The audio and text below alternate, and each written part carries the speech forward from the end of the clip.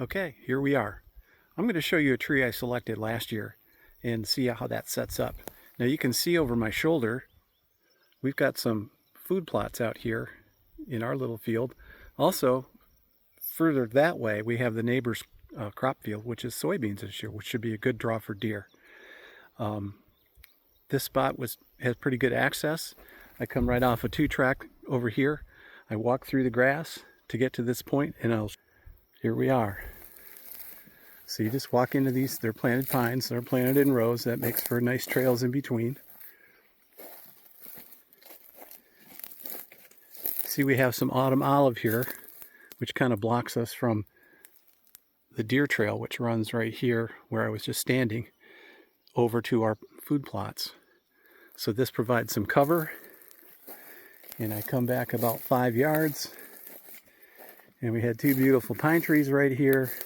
And I took this closer one because once I'm up at height, which is about 20 feet here, once I'm up there, I can shoot over these autumn olives right to the trail. Real easy shot.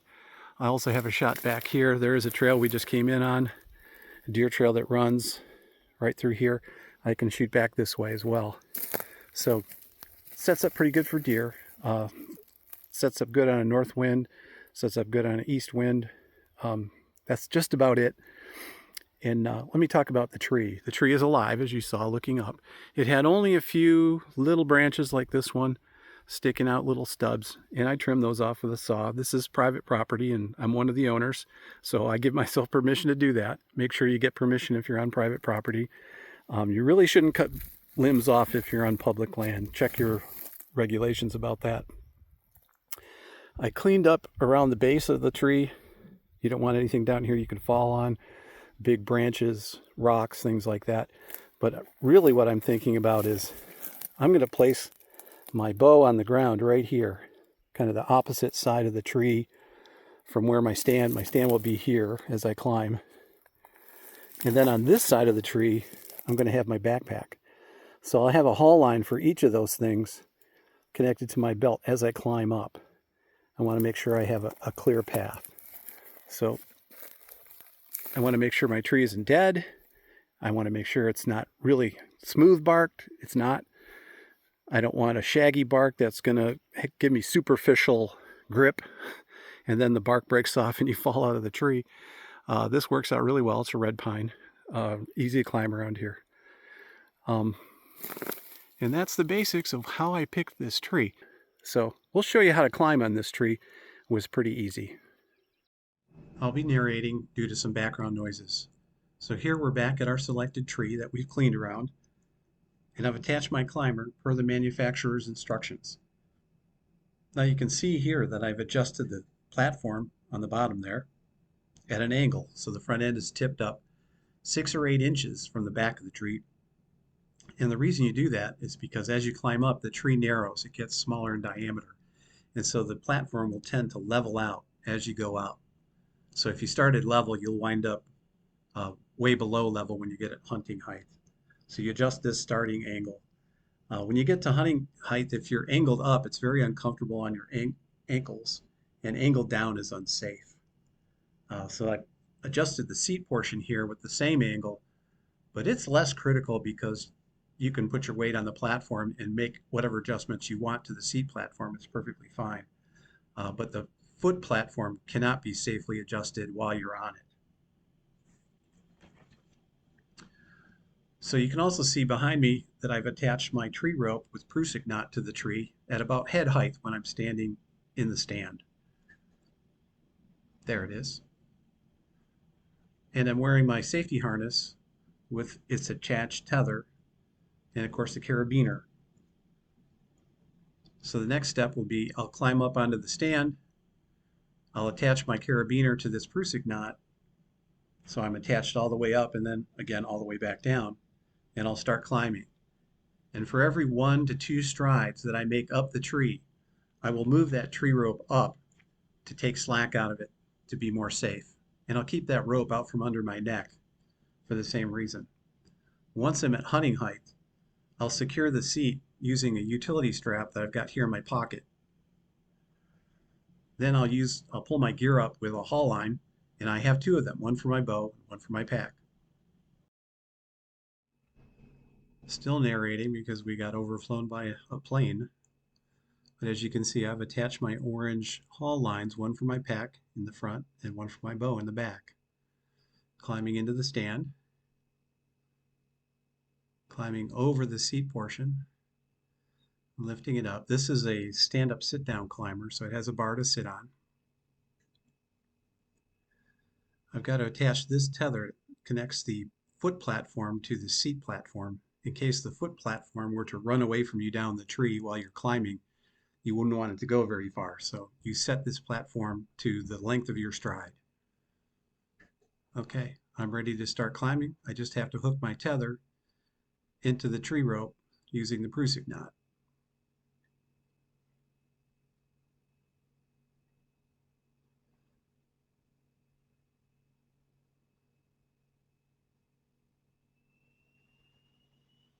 There we go. So now I'm attached to the tree. I'll move that knot to the side so it's out of my way. Get the strap out from under my chin so I don't strangle myself. And now we're attached. We'll be attached all the way up the tree while we're hunting and all the way down. So we're never unsafe. Now I move my feet behind the bungee on the foot platform and into the stirrups to get ready to climb. I get the seat platform where I want it. Transfer my weight to the seat platform. And then I'm going to lift my legs up and point my toes down to unlock the platform and lift my legs up to move it up the tree. Transfer my weight to the foot platform. Now I can lift the seat platform just like an inchworm. And there's my tether. So at this point, I'm going to move my tree rope up, take the slack out of it. This only takes a few extra seconds, and most people who use climbers don't do this. They don't attach until they're up at hunting height, and unfortunately, that's when accidents happen, is when you're climbing. So use this method and stay safe. Now you can see I've got my haul lines here. I prefer orange so I can see them pretty well in the dark. They're also pre-adjusted to 20 feet. That's where I hunt from. So when they tug at me, I know I'm at 20 feet. So take another stride up the tree, transfer your weight to the seat platform, lift the foot platform. Transfer your weight to the foot platform. Now you can move your strap up a little bit or your tree rope.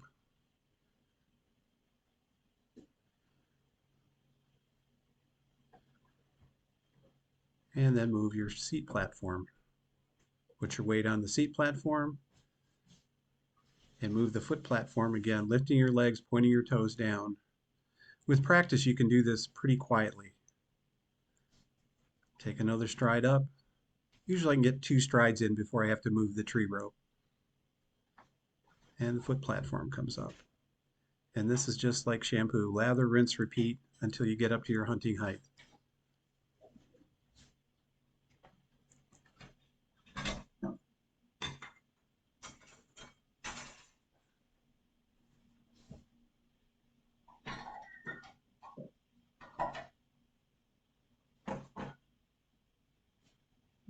So take another stride up the tree. First the seat platform.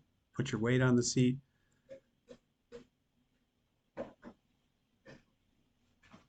Unlock the foot platform, bring it up.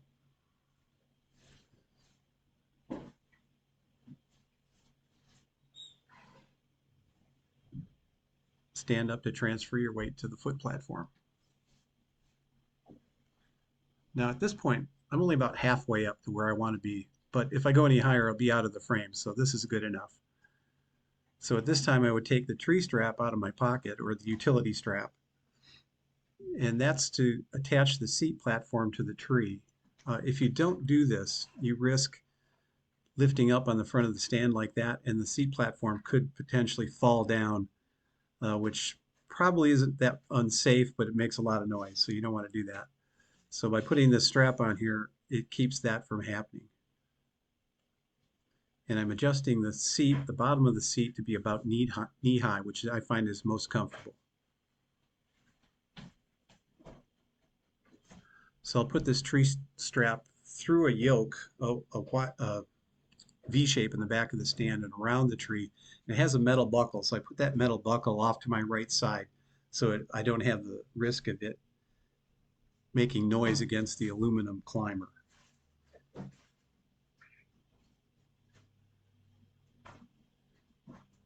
And it takes some time to do these things. So when you have a climber, you don't want to be like in a rush to be in your tree by a certain time.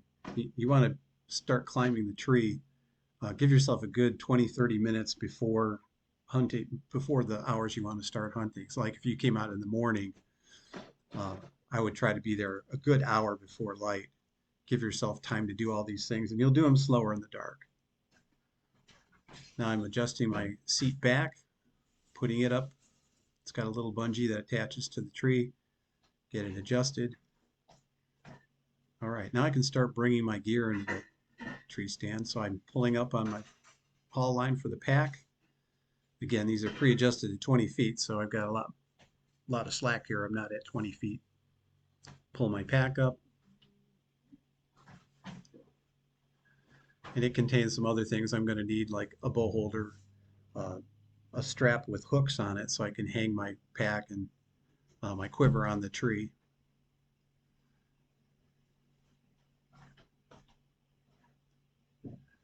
And this little side bag, and you'll see I start putting it on the wrong side of the stand at first. Hey, I'm not a trained actor, folks. So eventually I figure out, oh, I'm doing it wrong. And I move it to the right side of the stand, which is where it belongs. And that's where I can stow my haul lines. I can put a grunt tube in it, a can call, a wind checker, things you might want to have handy when you're in the stand.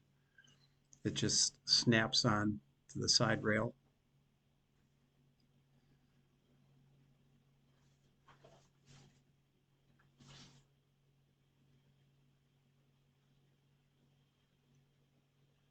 Okay, and here's my bow holder, I believe. Oh, no, it's the hooks. So I purchased a set of 5 metal hooks on a strap. They're all camouflaged. I don't need 5, so I took 2 of them off. And this is for those areas where you can't screw like a bow holder into a tree. Um, I can do that here. It's private property, and I'm one of the owners, so I just prefer not to. I find this can actually be faster than doing it the other way, because I would need multiple hooks anyway. So around the tree, it's just a cam buckle strap, real easy to do. You want to take your time, not clink the hooks into each other. These are brand new. I probably want to wrap these with like hockey tape or some kind of self-adhesive moleskin to make them quieter to use. But once I get it on here, I'll hang my quiver on the near side of the tree, so it's handy if I had to take a follow-up shot, or say I missed and you don't want to climb down and get your arrow. You just want to pop another arrow on and keep hunting. So I'll hang my quiver on this side, and then I'll hang my backpack on the other side.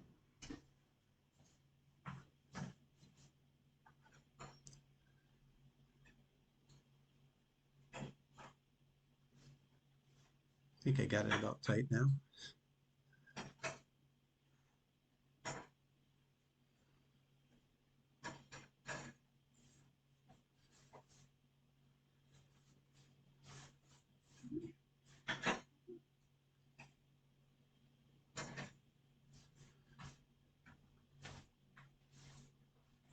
Now I've got the bow holder out.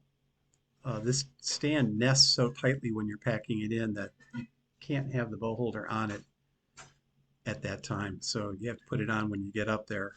Um, I've since found a way to do this, to have it on there all the time. So that'll be one modification I make. So I'm putting it on so I have my bow nearest my left hand. I'm a right-handed shooter, so my bow goes in my left hand. And this allows me to get to my bow with very little movement, so I can't be picked off reaching for the bow if a deer comes in. And this clamp, it has 2 clamps to clamp it to the side rail of the stand.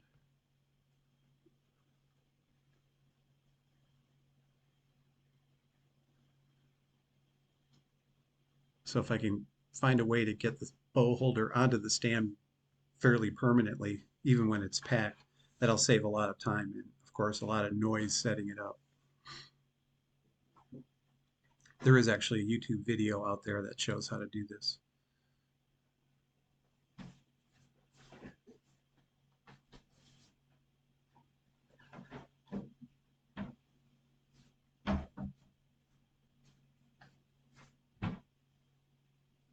So why do I use the orange haul lines? Yeah, I used to use camouflage haul lines because they're camouflage. You can't be seen very well. But also when you're raising your bow in the dark in the morning or lowering it in the evening, sometimes it could get hung up in branches from surrounding trees on the way down and you can't really see how it's hung up. It's a lot easier with the orange ropes to tell what's going on and get it out. And I don't leave the haul lines dangling when I'm in a climber, so it doesn't really matter what color they are. If I'm climbing down, I'm not hunting anymore anyway, so I like the orange. Okay, so I got the pack stowed. Now it's time to bring up the bow. Again, I cleared out the spot where it's laying so there are no little sticks to break my fiber optics. Nothing that can sever my string. Want to make sure you don't bang the bow into the stand as you bring it up. Unclip the haul line.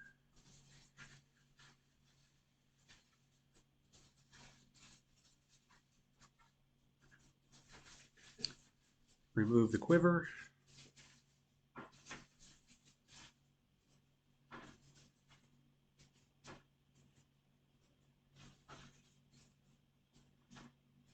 There it is. Quiver goes down the hook. If I was hunting, I'd have pulled an arrow out of that and knocked it onto the string at that point. Bow goes into the bow holder. Pretty much ready to go. All I have to do now is stow the haul lines in my little side bag.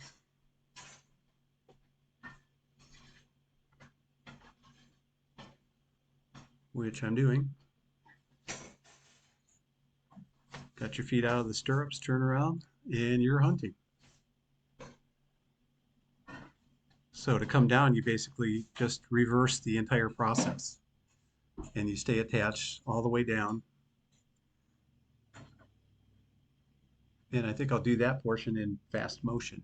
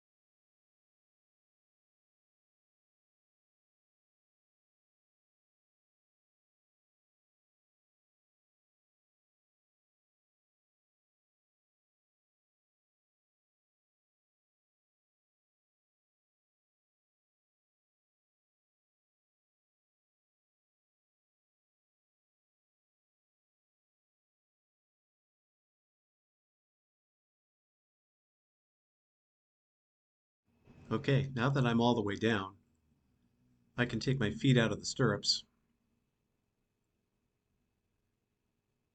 disconnect my harness from the tree rope, drop the tree rope to the ground. It's okay, it's right there. Move the seat platform down so I can step over it, which I'm doing, and exit the tree stand.